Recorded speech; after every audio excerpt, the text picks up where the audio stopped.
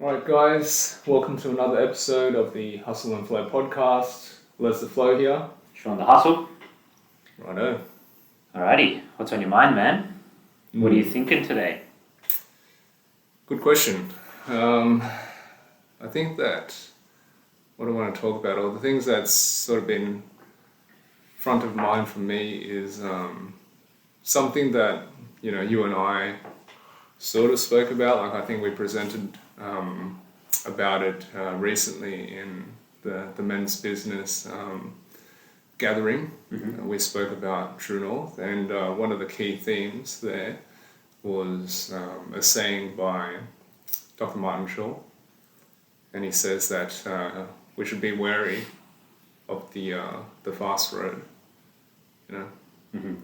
And I think that that's something that I've always been conscious of. Yeah. Just because it's something that I'm always consciously trying to, remove from the way that I operate. Yeah. I'm consciously trying to be a bit slower and be more conscious about the slowness of my operation. Mm-hmm. So I guess that's probably why it's something that I think about and is front of mind for me, and I notice it. And it's just been popping up for me in recent times,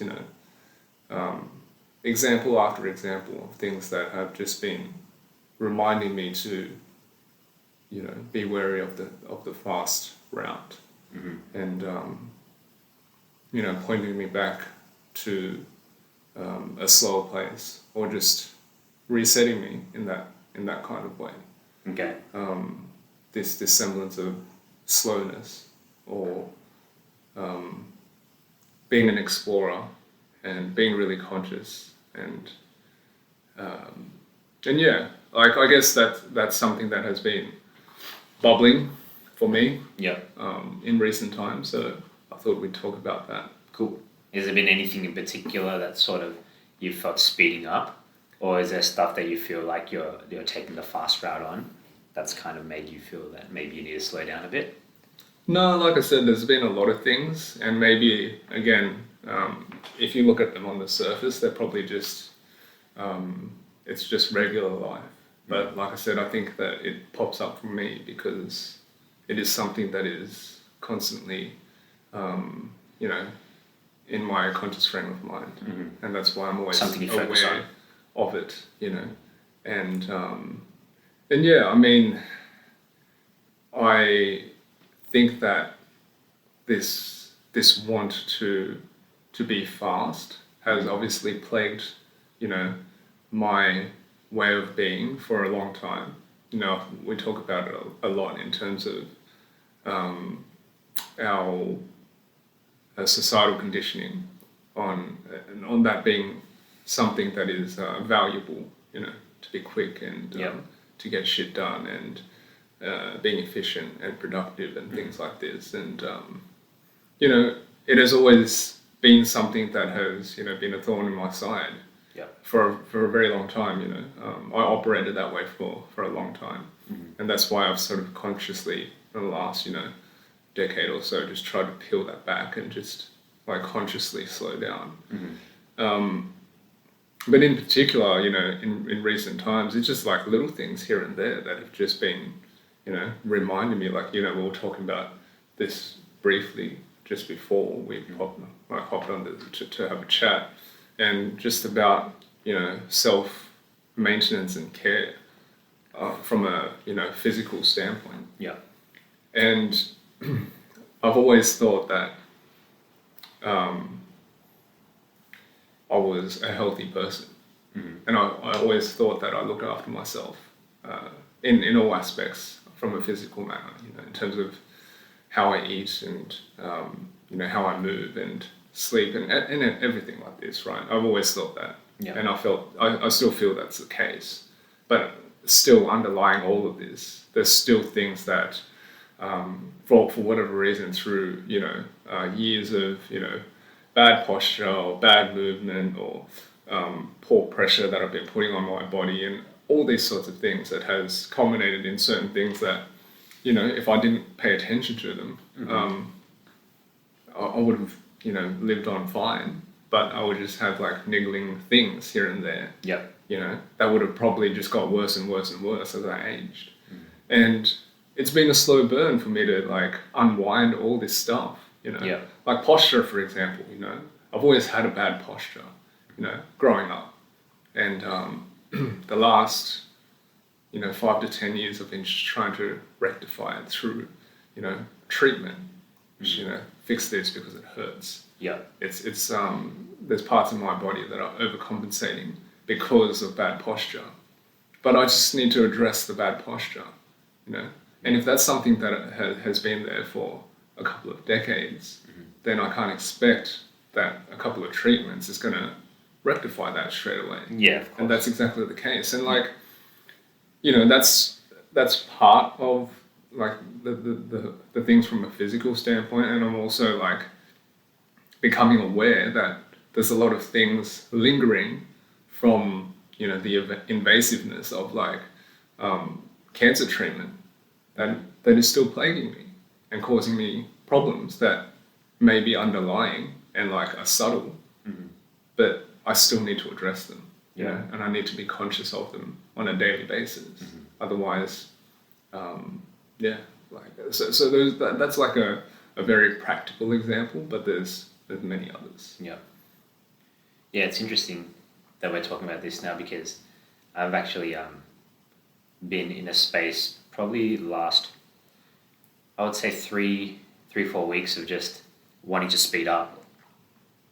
So, I've always tried to do plenty of things at the same time. I don't have an issue with that. I just have an issue with the effectiveness of the things that I'm trying to do being affected by trying to do too much at once, right? So, and even in the things that we do together, I know that you see that, like me trying to juggle things and then trying to shift things. And so I've tried to be a lot mindful of that over the past year. And I've definitely made improvements in that, I feel, that I just feel better about as well, and my output's been better. But, I've got to this point now where sometimes I'm intentionally pulling back or going slow on things and I'm like, is this too slow? And I've been feeling that like the last 2 weeks in particular.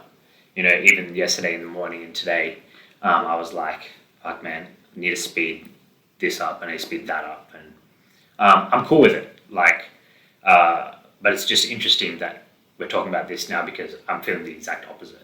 I kind of feel like I slowed down a bit too much for me, It was like, but then I also think about whether or not things are going to get worse if I try to speed up again. You know what I mean? Or maybe it's just that I need to do less things at a better pace. And that might be the balance for me. And I'm only bringing it up because, that's really interesting to me discussing it now is like, what's the balance of it to strike what serves you well, right? What serves you well, what serves me well, what serves anyone well. Because some of us thrive, just grinding, getting along, trying to do things quickly. Some of us don't fare too well in that environment at all, right? But I think we all have this kind of sweet spot. And that's when I think we really feel, in the flow of things, is when you work out that pace for yourself, and it's about the pace of it. And I'm trying to figure that out, like, what's the pace, But I think that, and it's an interesting way to look at it, like, and you bring up people who, may do well, and that again, like, it comes down to what someone's definition of well is, right? When they're grinding and things like this, but like constantly grinding. But like, the question would be for me is that what drives that desire or that I guess that inkling to want to speed up for you? What do you think that is? Oh, for me, it's just I want to achieve things at a faster rate, things that are important to me. So like things within my businesses or things in my life that I'm working on that I want to progress in whatever way. It's just I want that progress to come about faster. I want those results faster. So that's really for me because there's lots of things that I've identified for myself now where I'm like, if I just do them sooner, I will reap the benefits sooner. Like it's pretty, 1 + 1 = 2 shit for me. So I'm just wondering like, well, why is it that I'm not doing it at a faster rate. Like what's inhibiting me from doing that? Like in terms of how I feel and mentally, right? Like especially in the mornings. Like I know I've got fucking 30 million things to do in the day, but some mornings like I just don't want to be fast. I just don't. And I'm like, well, what is that? Are the things that I'm thinking about doing, are they really as important to me as, I might think they are? Like maybe I feel a bit differently to them than what I'm intellectualizing them to be. So there are things, to answer your question, things that I feel that I want, or I think that I want, to just come into my life faster. So I just want to speed up the process, and speeding up my activity will get me there. But then also I've been in the position where I've just been, burning the candle at both ends, and that's not turned out too well for me either, right? Like I've burnt myself out. I've done that multiple times, and then, I end up having to take this prolonged period where it's kind of like a sabbatical almost, where I'm still doing things that I need to do to keep things moving in my businesses. Like I never let that really falter, but could definitely be doing it at a high rate, but I intentionally just slow it all down because I'm like, well, I need to get back, I need to recharge. Whereas I think there's this, that's why the pace is something I'm thinking about now, which is like, well, what pace can I run at where I'm not sort of like depleting it down? It was really interesting. Georgia, someone that we both know, a friend of ours, Georgia Ellis, she posted a post, and I can't remember who posted it, but the guy was talking about how if you deplete your battery too much, to recharge it becomes way, way harder. And that's kind of what I'm getting at, right? Which is, what's that pace that I can like keep using the energy, I guess, but not deplete it so far that I have to take such a long period to recharge it? Because I feel like I've been in that process, like that flip-flop, yo-yo, ebb and flow, whatever you want to call it, which is like, I'll just burn, and I'm like, oh, fuck, you burned too far, man. Like, now it takes time to build back up, whereas maybe I just burn a bit less, recharge faster, burn a bit less, recharge faster, and overall the pace is quicker, and things are coming about at a rate that I'm more happy with, but I'm not having to I'm not achieving things so quickly, but then having to take so much time off whatever it is I was focused on. And I think that it's easy. It's not an unusual or I guess surprising answer to that question that I posed, right? But again, I feel like there's so much more behind that. Yeah, for sure. It's much deeper than just because you want. We do the 7 whys exercise. Just to figure out what is underlies that answer. There's definitely more to that. Do you know what I mean? It's not that there's obviously a reason why you want to achieve that, and I don't want to spend too much time getting down that road. I'm trying to understand that. But for me, with the way that I'm thinking, I'm almost to the point right now where I think that there's no such thing as a shortcut. The true shortcut in life is to realize that you have to be slow. Okay. That is where I'm at with it. And that is the way of thinking that I'm just trying to. I'm trying to actually break out of the old way of operating, and I have been for, like I said, for a very long time. Because the reason why I say this, right? Any sort of pressure that I put on myself to be something or achieve something or do something has always come to a negative result from a mental standpoint. Okay. In terms of how I feel about it. And what I mean by that is this subtle but consistent level of anxiety that sort of just sits on my shoulders and just gnaws at me because I need to do something. Because I've told myself I need to do something. Yeah. And I know why I've told myself to do it, but do I really believe it? And this is the conversation that I have, or the inner dialogue that I have, right? And I come back to this analogy of, think about if you're in a speeding train, and you're looking out a window, and this like sort of represented your life. And to me, like to be fast all the time is to experience life like this through the window of a speeding train. It's much more of a blur. And how much of that can you recollect and really truly experience the quality of, is very different to if I stepped outside of the train and, went and sat next to a tree. Yeah. You know what I mean? Yeah. So the quality of experience is what I'm sort of thinking about it from. The quality of experience of my life. Yes. And for me, like as the person who is the experiencer of the quality, there must be something in between, like in terms of that interaction. And that's what it's about for me. Yep. Like the depth of interaction will determine the quality of my experience of my life, And if I do not, really focus on having that depth of experience in my life and try to do that on a moment-to-moment basis, then really I'm missing it. Then it's not really happening. It's just sort of passing me by, And it's not even about me necessarily achieving anything or getting anything or doing anything. It's just about the quality of experience that I'm having. Yeah. Like right now. Do you know what I mean? Yeah, I get you. So it's interesting. A couple of things, popped into my mind while you were speaking on all these things. So the first one was you mentioned that whenever you put pressure on yourself, it's yielded what you felt was a negative feeling or an outcome for you, right? And that's really interesting to me because my own personal experience is the complete opposite of that. Every time I place pressure on myself, it's led to an outcome I've been happy with. Like it's been putting myself in uncomfortable positions, breaking through them or getting past them or working out a solution that has made me feel really good about myself.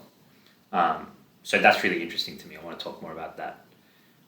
And then your speeding train analogy, it makes me think of kind of makes me wonder that if you feel, and I want you to talk to this, like there's just one pace, because I'm thinking a lot more now about I want to work out the times to speed up and the times to slow down. And I'm trying to be a lot more conscious these days about identifying when to be in which mode.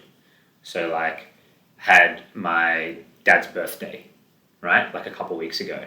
And I distinctly remember, I took the day off and spent the day with him, like on a weekday, which I wouldn't have done ages ago, but I was like, these things are important, and I want to spend the time doing it. Like, I'll enjoy it. I know he'll enjoy it. So I took the whole day. And I distinctly remember during the day thinking to myself, just be here. Everything else that you have going on is still going to happen, but it doesn't matter. Just enjoy this. And that was a moment that I consciously told myself to slow down. And I'm really happy I did because I had an awesome day, right? And then the next day I was like, all right, cool. Now that day's done. It was great, enjoyed it. And I sped the process up really quick and I was mindful about that. It was a Saturday and I'm like, cool. Usually Saturdays I chill a bit more, but I'm like, I want to get back to doing X, Y, Z. And I just jumped straight back on it. And I was conscious of it. And that's for me, I guess, I wonder whether you feel the same or you do the same, or if you think there's just this pace that you want. Because the speeding train analogy, right, to me is it's always going fast. Yeah. And you can't slow it down. Whereas I'm like, well, what if you're the conductor and you can hit the brakes or hit the accelerator? That's what I would want to be able to achieve, that kind of control, I guess, in that mode over my own speed and pace. Yeah. Well, the first part of that observation, I think that it comes down to the degree of pressure that one applies to oneself, And I think that the states that I lived through in my 20s was an extreme amount of pressure, and it was self-inflicted for sure. For whatever reason, I felt like I needed to do things by X time. And you get that when you work for people. It's somewhat inevitable. You don't have the luxury of operating at your own pace to that degree. In your mind you can, and you can be okay with that. But I think that was a huge influence in the amount of pressure, that is applied. And of course, I think that,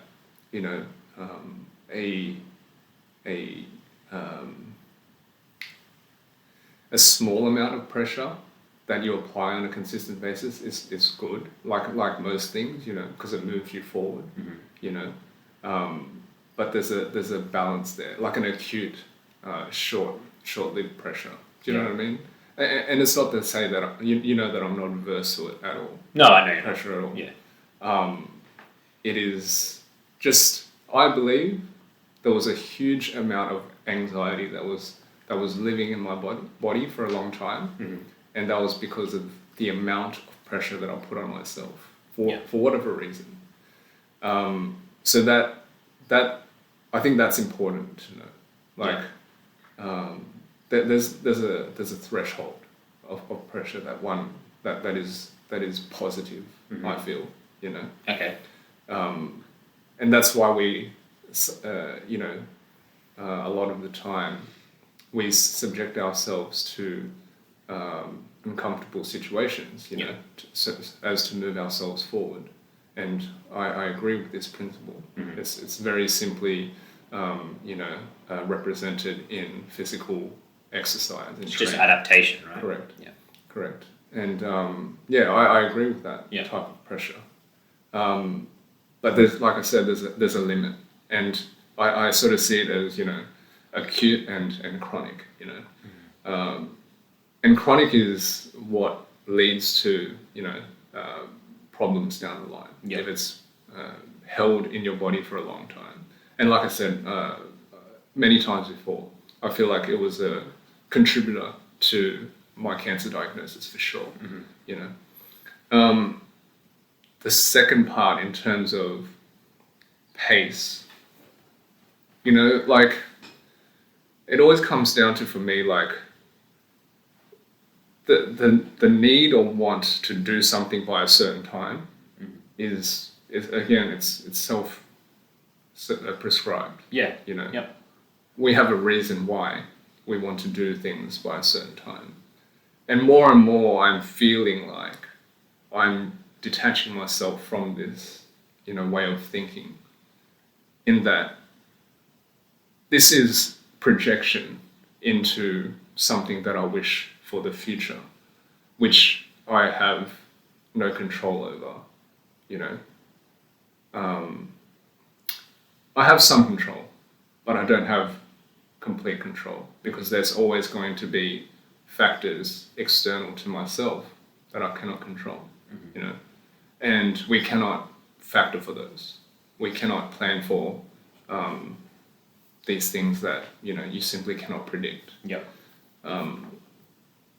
The author and philosopher Nassim Nicholas Taleb, he wrote Anti-Fragile and another book called The Black Swan, and this is what he's talking about in terms of, like, the way that we think of things is sort of ignorant to the fact that because something is I guess low probability, we believe that it's not possible, and we just neglect them from our mental plans, right? Yep. And then we are subsequently surprised when they do happen. Okay.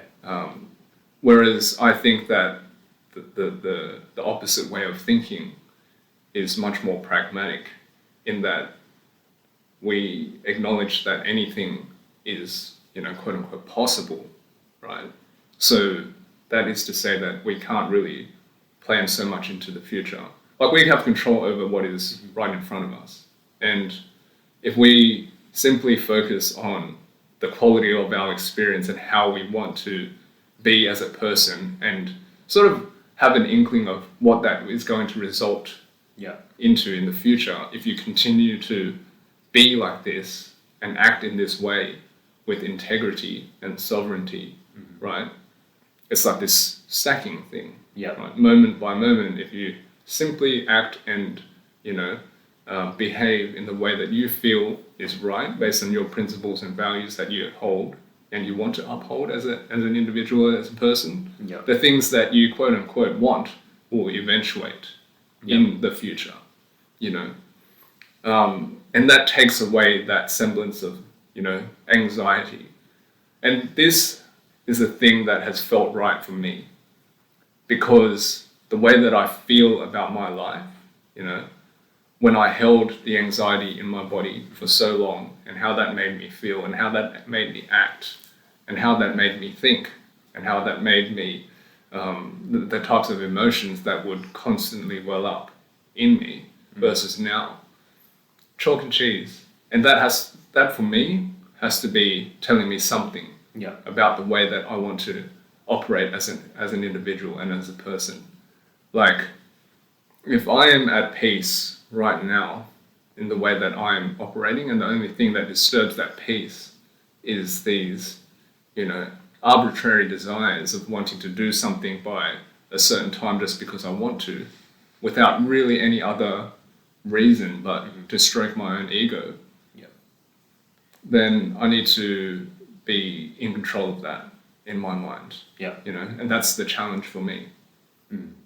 I think what I hear you saying is that it's a lot more about the approach than the activity, or like being mindful of your approach as opposed to what the activity is and when that's going to be done by. Yeah, I mean, it's always about the approach in my mind, you know. If you talk about lifestyle, that's your approach. You know, your way of life, you know, that's your approach. It doesn't really matter, you know, what you do. If your lifestyle, if your way of life is tuned and aligned with what you believe in, then there's nothing else. And like, to the point where you were talking about earlier in terms of like questioning whether you are doing enough or not, I think that, you know, again, only you will know. And you will be able to call yourself out on that, you know, whether you are being, you know, really too hard on yourself, or you are truly procrastinating, you know. No one else will be able to tell you that, because for sure. that action must be aligned with what you believe.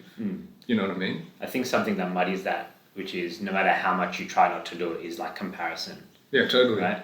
I think that's like a major factor of it, because I'll even compare, like, not even comparing yourself to other people, but I compare my activity now to like my levels of activity at different times, right? So like I'll compare myself sometimes to, you know, the first year that I was in my business full time for myself.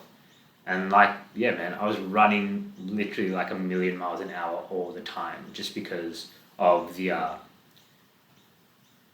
get the pressure I put on myself for sure, but I was like, I need to get this rolling, you know, I need to get this big boulder moving, that big boulder that I built up in my mind, I need to get it moving so that the momentum can start, right? Because you need the start of the motion. And I look back and I think about it sometimes, and I'll even come across something that, like a piece of work that is still relevant to something I do today. And it'll come up and I'll be like, shit, man, I did that. Like, I'm surprised at myself, and I'm like, fuck, man, you're not really doing that level of whatever right now. So I'm even comparing myself to what I used to do, but they're different times. And once you have momentum, often, like the whole, you know, scientific process of momentum is, once something gets going, to keep it going is much simpler in terms of the effort and energy expended, right? So I think about that as well. It's like, yeah, cool, man, maybe you were running 1,000,000 miles an hour, but there was also some bad shit that happened as a result of that, right? Things that you sacrificed that you wouldn't need to sacrifice now. And the pace might not need to be so intense for you to have an even better outcome this time, because situation's different, right? So the comparison isn't really a valid one. Well, I think that comparison is never truly valid when you're looking at, like, from that angle, do you know what I mean? Because you are a different person, you believe different things, and you value different things. Yeah, you know, for sure. Very good point.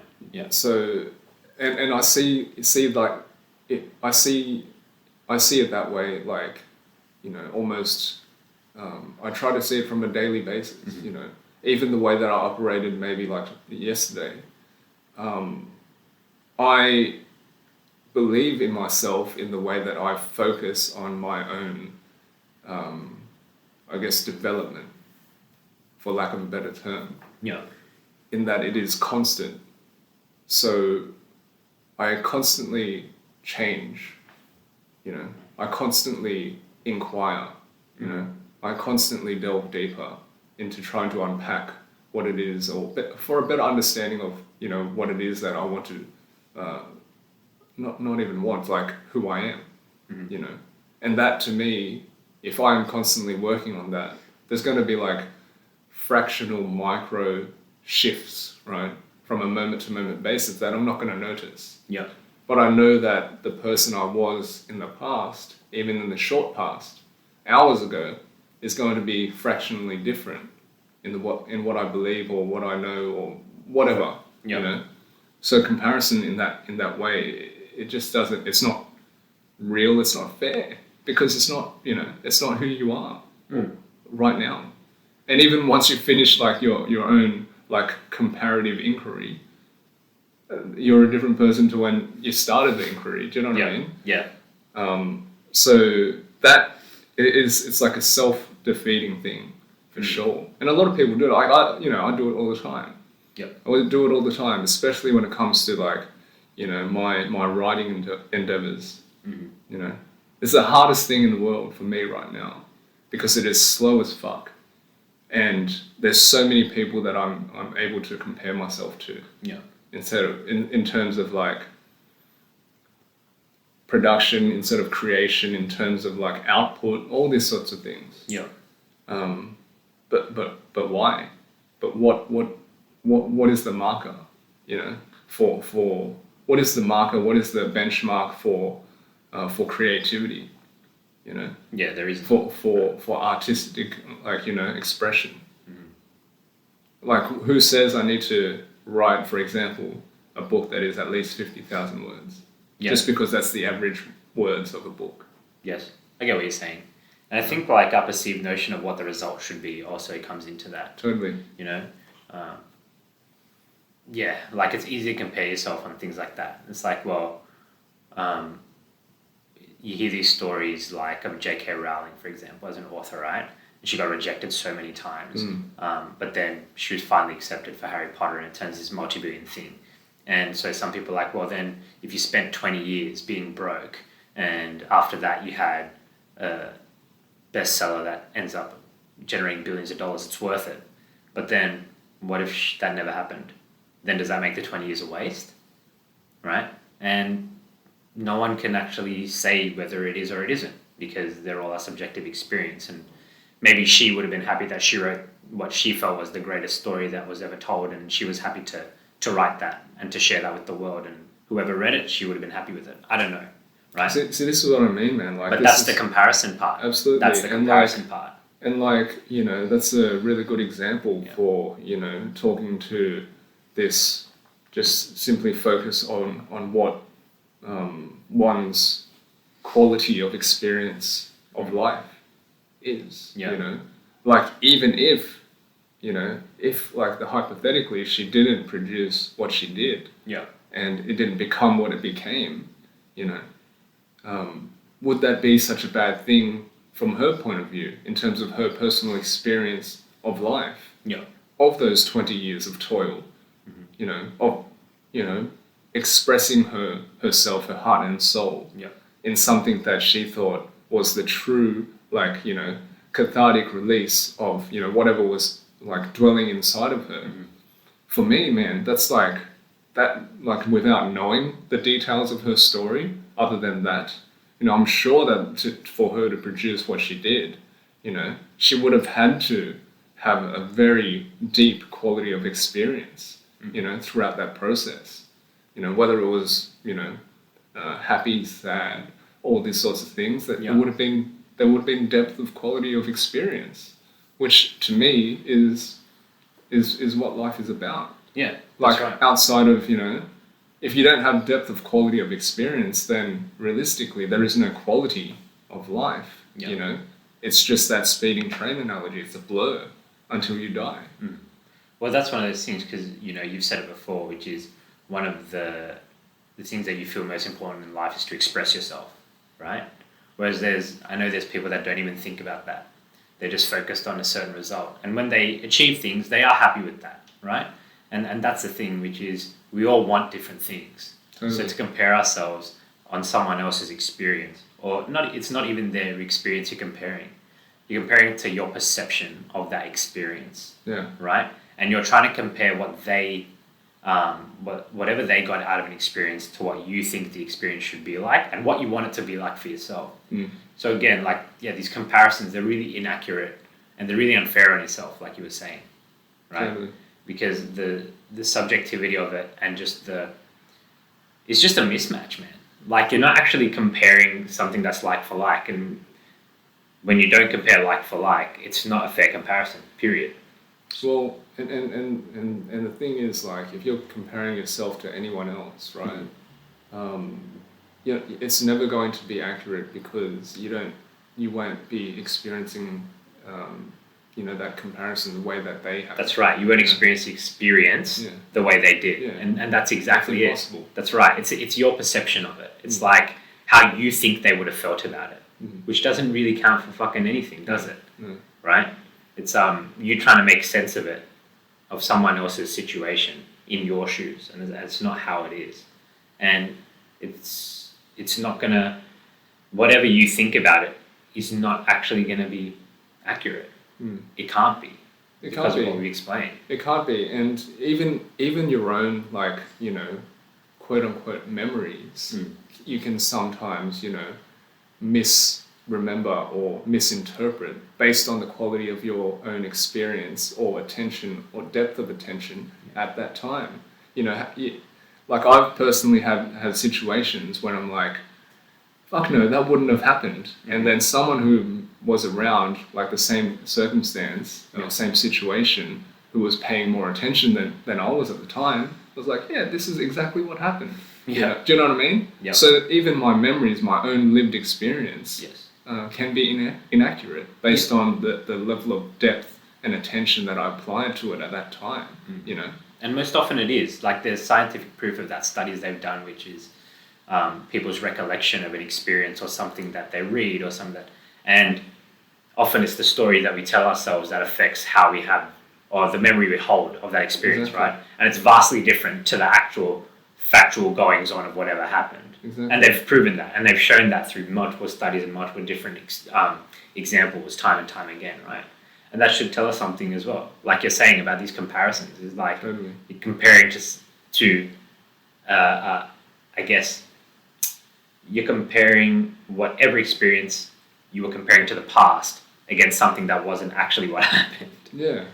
I mean, like, those are the types of things, man, like, that, have really, for me, in my personal experience of my life to date, has really just brought me to, this kind of, inquiry or wanting to operate in a different way, in terms of, like, my pace and like, looking to be operating from a place of more, like, slowness than anything else, just because, I think I've mentioned it a couple of times on the podcast, when I reflect back on, my formative years, there's a lot I can't remember with great detail. And again, like, if I reflect upon why that might be, again, it might have been the level of pressure and that I put on myself, that the level of anxiety that I held, thus affecting my level of attention to whatever moments that I was living at those times, and that for me is it. Like, if your level of attention can affect the quality of your experience and thus, like, the memories that you hold of your lived experience, then that should be the most important thing, There's nothing else for me. There truly isn't.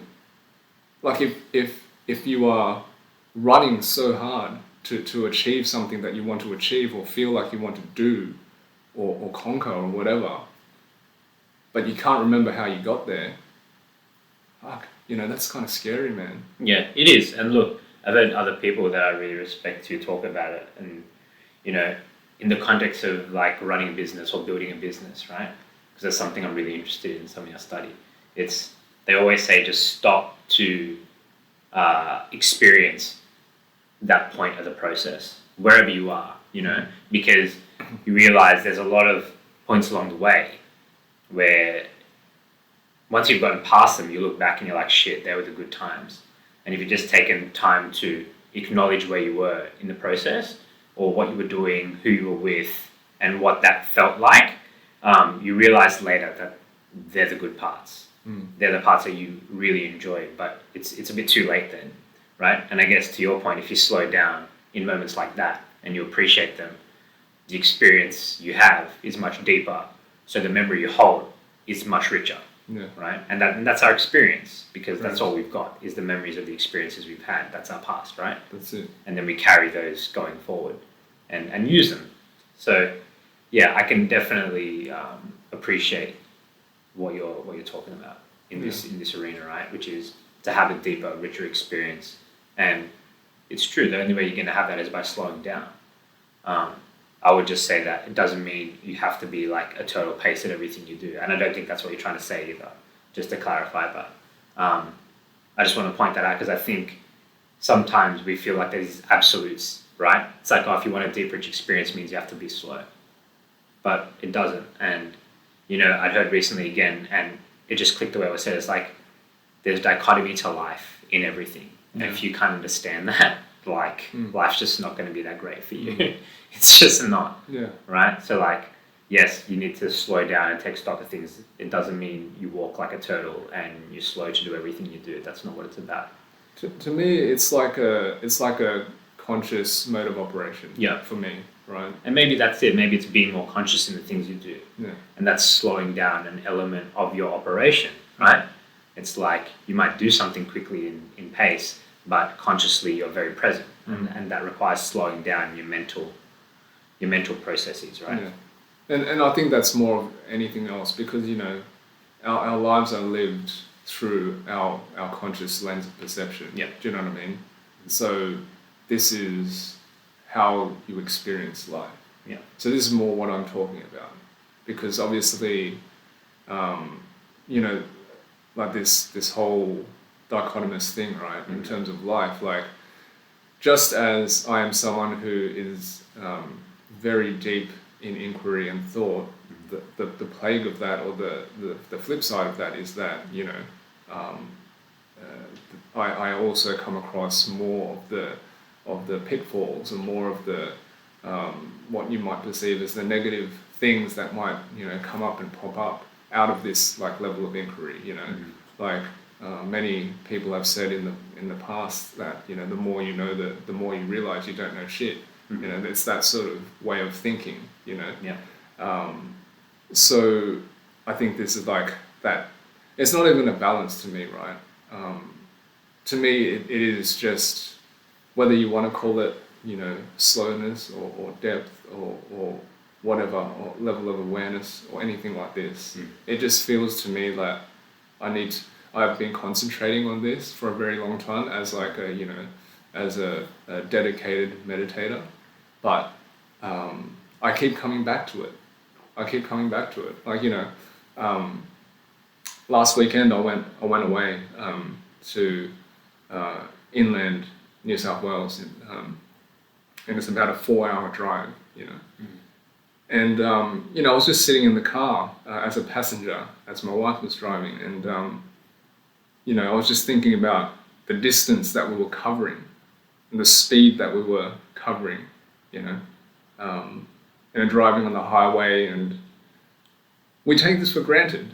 We take this for granted because I think about pre-motor vehicles and all these sorts of things. You'd probably be like on a horse, and how much longer it would have taken to travel the same distance, Yeah.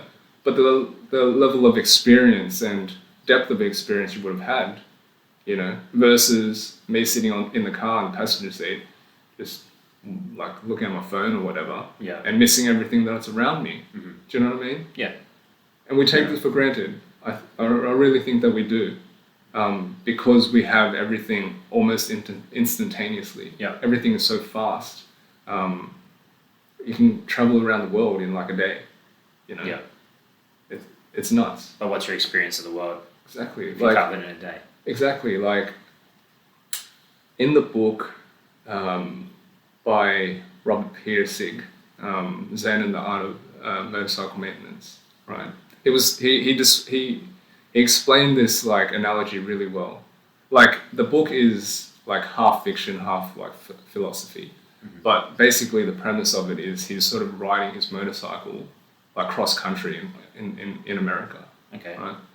And he describes or like reflects upon the experience of, you know, traveling cross country and like the many difficulties you might have, you know, doing this on a motorcycle versus in a car. But the level of like felt experience would be like very different. Yeah. Like you just think about like the physical or even the metaphor of it. You're in like a metal box, you know, with glass windows, and you're not feeling much, if not anything. But when you're on a motorcycle and you ride motorbikes, and you'll know this. Yeah. You feel the wind, you feel every single bump of the road, and it's just a different experience. Yeah. Right? And I think that even that, like, motorcycles are still a motor vehicle. Yeah. But even that, like, you know, you even that comparison, the level of felt experience and the quality of that is so different, so vast. Like, think about, you know, change that to a horse or to being on foot, anything like this. Yeah. You know? Yeah, definitely. The experience will change like significantly. And the speed at which you experience something would definitely affect the experience you have. Like you said, the fact that we can travel around the world in a day, yeah, it's awesome if you need to get somewhere fast. But if you don't, what sort of experience are you having? Like, what kind of rich experience could you expect? Not really. You're like in a steel tube, and you're just gonna like with the same carpet and the same seats and the same view outside because it's just gonna be clouds or black or blue, right? So, for sure. Whereas if you were to slow down, maybe if you traveled from country to country on road by sea, your experience is going to be vastly, vastly, vastly different. Yeah. And the people you meet, the conversations you'll have a whole bunch of meals in between, you know. 100%, man. Like you can't compare. You can't compare.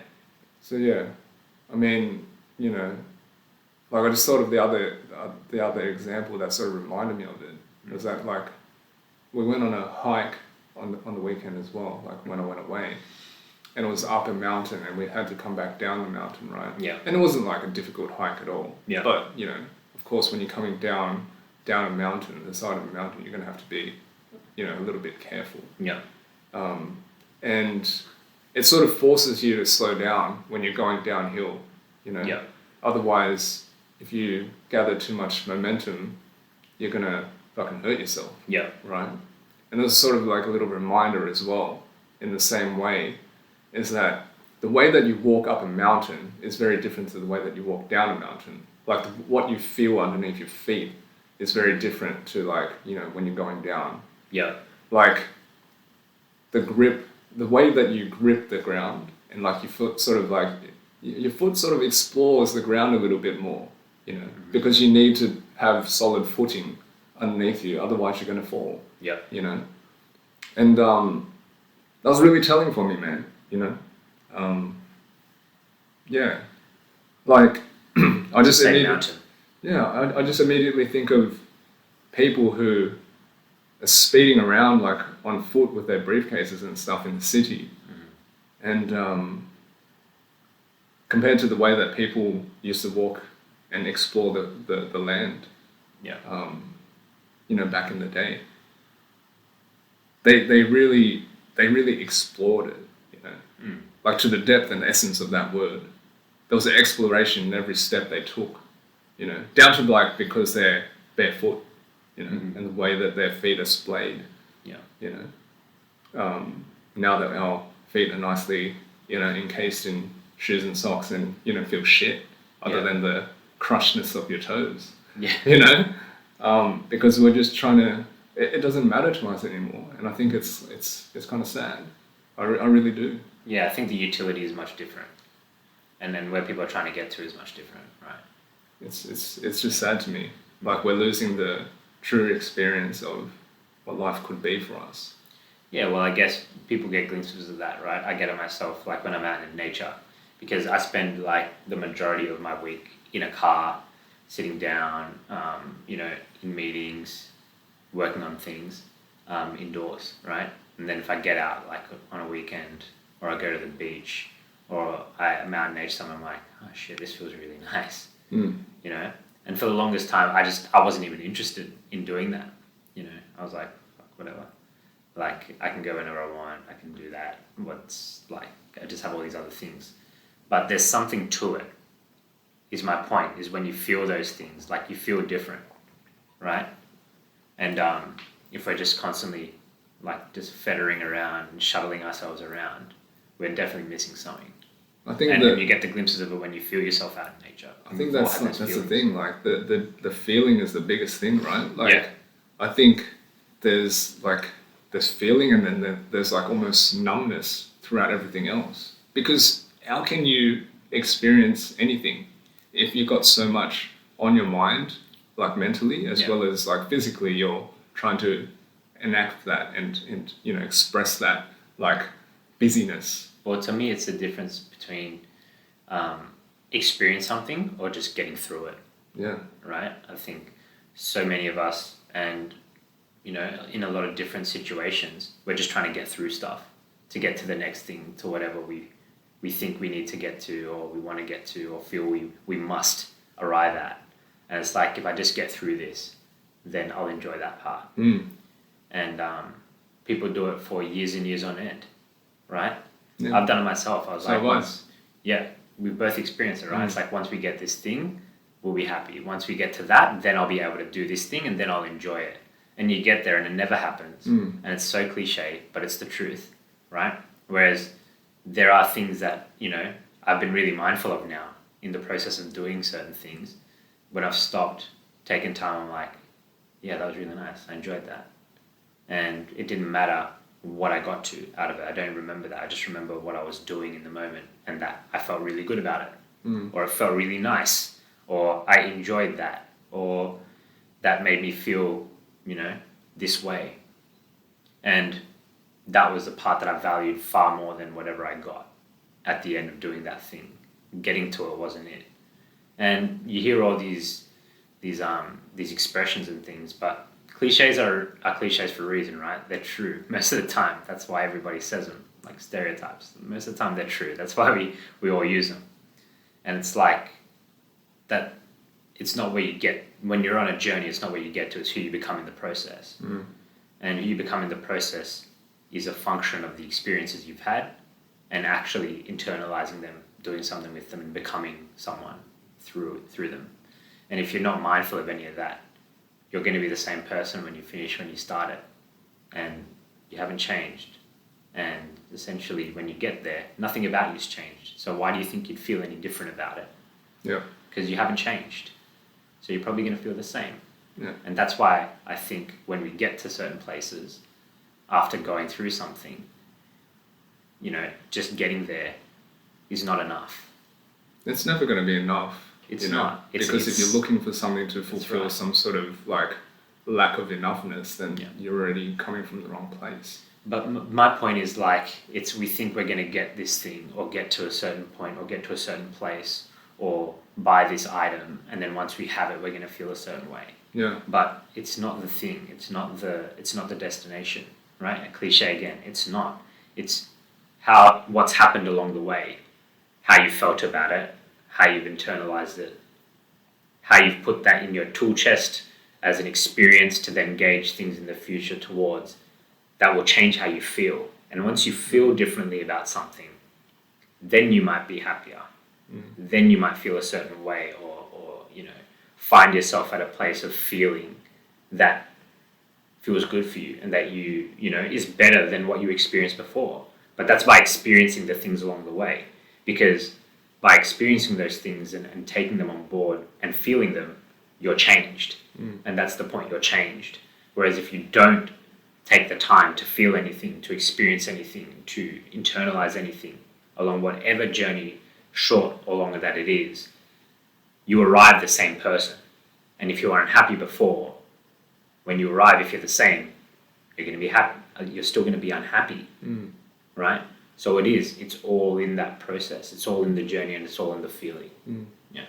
When you talk about the journey, to me, it's just, it all comes down to, these few words, and it's just, the way that you walk. It just comes down to the way that you walk. Yeah. And if those words are hollow and empty for you, then that's probably the part of the problem. That's part of the problem in terms of how you see what that means. To me, there's a lot of depth in those words. They encompass a lot. How you walk. It's so important. Yeah. And to me, it's all about that. And circling back to like this conscious mode of operation. It's about me trying to remind myself of the way that I'm walking. Yeah, for sure. And it brings me back to like what we were discussing before, which is like the approach instead of the activity itself. It's like the approach is what's important, for sure. Because you can attack the same activity a whole different bunch of ways, but the approach you take is going to, make you feel a certain way about it, right? And that's what's going to matter to you. Because it's even with other people, right? They say that, nobody will ever remember what you said, what you did. They'll just remember how you made them feel. And it's the same for ourselves, right? We don't remember arbitrary shit because we didn't feel any way about it. But things that are significant to us in our memory and that hold a place in our heart, good or bad, it's because we felt a certain way about them, right?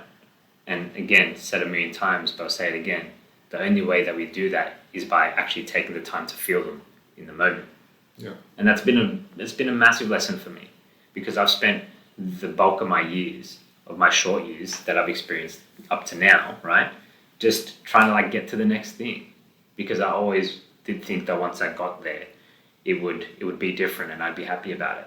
And it's also this arrogance, right? That I identified in myself, which was that you hear people saying it, but you're like, oh, it'll be different for me. Like it's such an arrogant attitude, man. When I reflect on it, it's like of all these millions and billions of people, you think you're the one that it's not going to apply to, or you think that you're above it, that you've somehow figured out a way to feel differently about it. And you have to humble yourself, man. You do, because there's people who've done a lot more in life, experienced a lot more, and they're telling you that's the experience. And you hear it enough times from enough people that you respect to think that you are the one that is somehow going to break out of that mental shackle without actually having any evidence of you being able to do so is pretty arrogant. Yeah. It's pretty arrogant. And when you have that sort of realization, you have to stop, be honest with yourself and be like, well, that's not the case. What is the case? Right?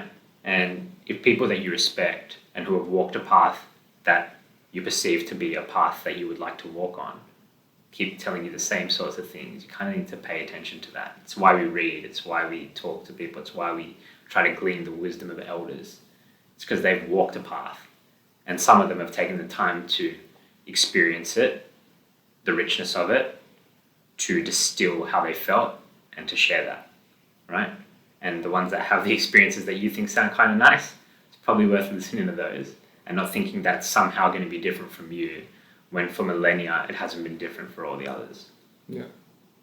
And I think very important to, the most important point there is to pay attention to what, resonates with you, through those sorts of experiences, not what you think is, what you would want to do, but what resonates. Not everything is going to be for you, and it's cool if it's not, not everything has to be, a masterful achievement that is that puts you on a pedestal and, is sort of praised and lauded in your lifetime. Yeah. That's sort of like it's a nice thing to aim for, sure. But like a lot of the people that we admire today weren't admired when they were alive, you know, and that's just the reality of it, you know. That doesn't mean you shouldn't do what you feel is right for you. Like what again comes back down to how are you walking? How do you make those steps, and what drives that? You know. Yeah. And represent that. Like fucking that's it for me. That is completely it. Like there is nothing more to it for me. And I'm not saying that I'm above everything else. Like I fucking it's a constant struggle, you know. Because like I said, for most of my life too, I've been taught to operate in a very, very linear way, as most of us have. Yeah. You know, and it's difficult to break out of, and it is very difficult for me to break out of, and I am challenged by it every single moment, you know. But I'm grateful that I have the awareness to be continually brought back to a place to understand what is important for me and how I need to operate, or how I feel I need to operate, you know, that serves me, like, and the experience that I'm having, and improves the quality of the experience that I have here, and that's it, you know. That's it. Like any sort of semblance of wanting to be grand and things like this, of course, I had all that, you know, and maybe like, you know, there's still unconscious fragments of that in me, for sure. But I have to, I haven't identified what is real and what's not, I suppose. I think that might be a good place to leave it today. Yeah. What do you reckon? Yeah. Cool.